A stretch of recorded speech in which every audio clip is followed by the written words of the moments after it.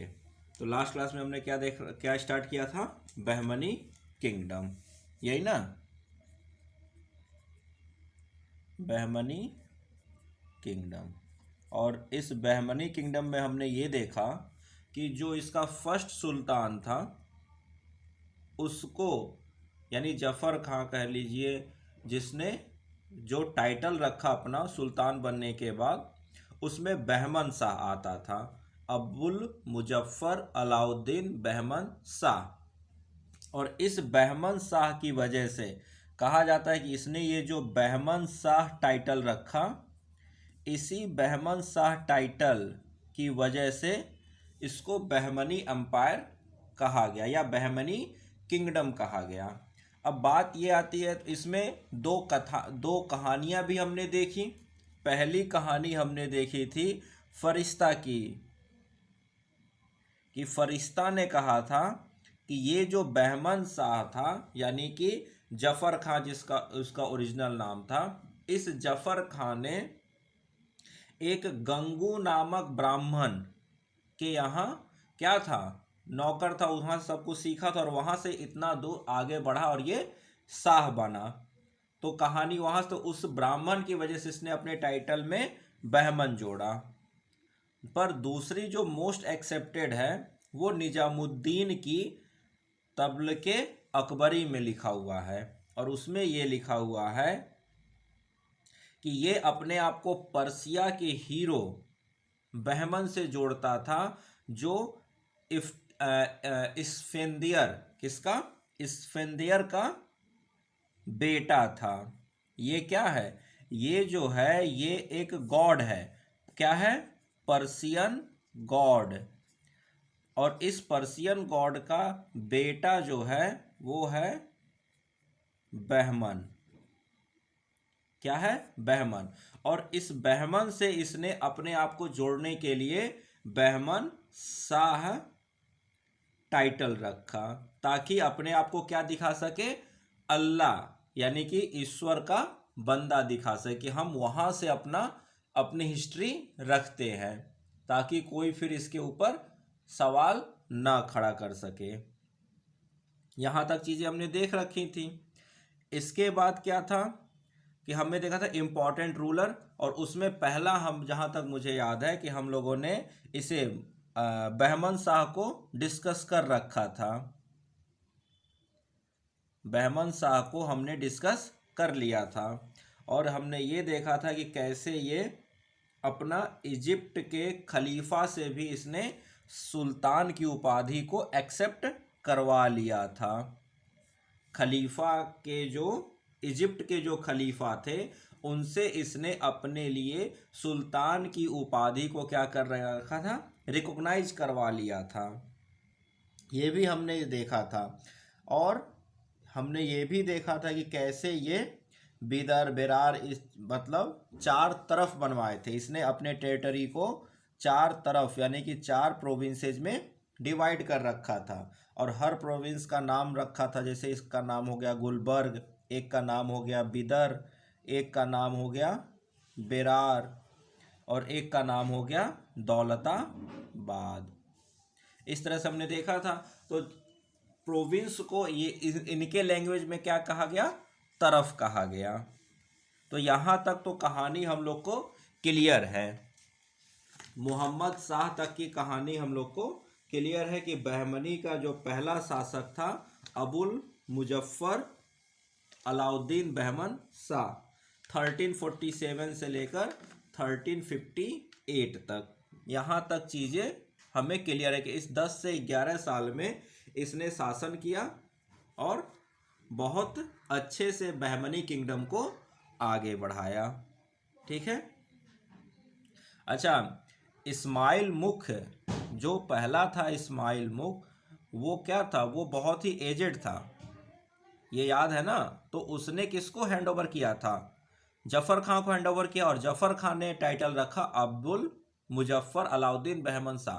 तो अगर आपसे कोई पूछे कि बहमनी किंगडम का पहला सुल्तान, तो वो बहमन शाह नहीं होगा, वो कौन होगा? वो इस्माइल मुख होगा। ठीक है।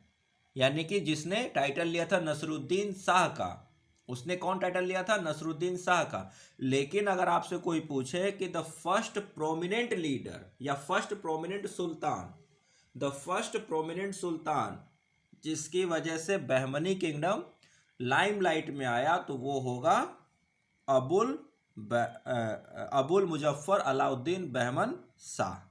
ठीक है। इसके बाद बहमन शाह के डेथ के बाद कौन सुल्तान बनेगा? वो बनेगा मुहम्मद शाह फर्स्ट। देखिए ये फर्स्ट, सेकंड, थर्ड जो लिखा जाता है, एक्चुअल में इसका नाम सिर्फ और सिर्फ इतना ही है, मुहम्मद शाह। एक्चुअल नेम क्या है? एक्चुअल नेम इसका सिर्फ और सिर्फ मुहम्मद शाह है। पर होता क्या है कि एक पीढ़ी, दो पीढ़ी के बाद फिर इसी नाम का दूसरा शासक भी आता है। इसका ओरिजिनल नेम सिर्फ और सिर्फ मोहम्मद शाह है, पर हो सकता है कि 10 साल, 20 साल या एक पीढ़ी, तीसरी पीढ़ी में फिर से किसी का नाम मोहम्मद शाह रखा गया। तो दोनों के बीच में क्या करना पड़ेगा? हमें तो डिफ्रेंशिएट करना है। ठीक है, हमें तो डिफ्रेंशिएट करना है। तो हमें डिफ्रेंशिएट करने के लिए क्या करना पड़ेगा कि हम उसके नाम के आगे 1, 2, 3 ऐसे लगा देते हैं। ठीक है, जैसे हमने पढ़ा था पृथ्वीराज थर्ड, तो मोहम्मद गौरी से जिसकी लड़ाई हुई थी, द बैटल ऑफ तराइन, वो पृथ्वीराज थर्ड थे। लेकिन उससे पहले भी 2 पृथ्वीराज हो चुके थे, पर वो प्रोमिनेंट थे नहीं। हमें एक ही पृथ्वीराज के बारे में पता है, प्रोमिनेंट थे। पता क्या, ये वो समझिए कि उन्हीं के बारे में पढ़ा, तो सबको वो कॉमन है। लेकिन मोहम्मद ऐसे अकबर, अब अकबर नाम के भी मुगल साम्राज्य में अकबर के बाद एक और पढ़ेंगे जब हम लोग देखेंगे, तो अकबर नाम का एक और बादशाह बनता है, पर वो इतना प्रोमिनेंट है ही नहीं। ठीक है, पर इन सबों में ऐसा हो जाता है, तो इस वजह से हम क्या रख देते हैं, 1, 2 नाम रख देती है फर्स्ट। तो इसका मतलब है कि ये मुहम्मद शाह नाम का सुल्तान जो गद्दी पर बैठा, यानी कि बहमनी किंगडम का सुल्तान बना, पहला इंसान जिसका नाम मुहम्मद शाह था। कब से? 1358 से लेकर 1377 तक।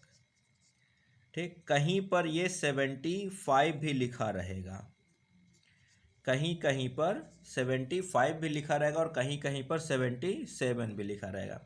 पर आपको इससे कोई बहुत ज़्यादा दिक्कत नहीं आनी चाहिए। ठीक है, और ना ही कोई आपसे इतना एक्यूरेट डेट किसी का पूछने वाला है। आपको क्या याद रखना है कि हाँ, इसके बाद बहमन शाह के बाद जो सुल्तान बना उसका नाम है मुहम्मद शाह। ठीक, तो लिखिएगा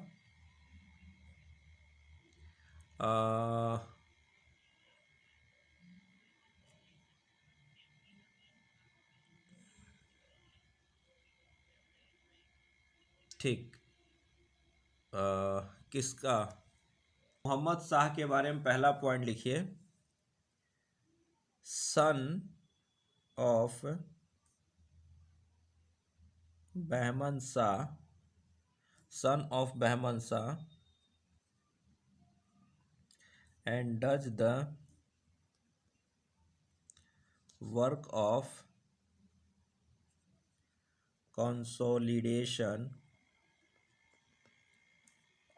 consolidation ऑफ द एम्पायर। इसने भी एम्पायर को मजबूत ही किया, लेकिन कोई बहुत ज़्यादा रिमार्केबल काम तो नहीं कर पाया था ये, लेकिन एक रिमार्केबल काम इसने किया। लिखिए, ही established a council of 8, a council of 8 ministers। ये इम्पॉर्टेंट है, काउंसिल ऑफ 8 मिनिस्टर्स। ठीक है, तो ये बहमनी किंगडम में काउंसिल ऑफ 8 मिनिस्टर्स किसने स्टार्ट किया था? मोहम्मद शाह में। जैसे हमें दिल्ली सल्तनत में क्या पढ़ना होता है?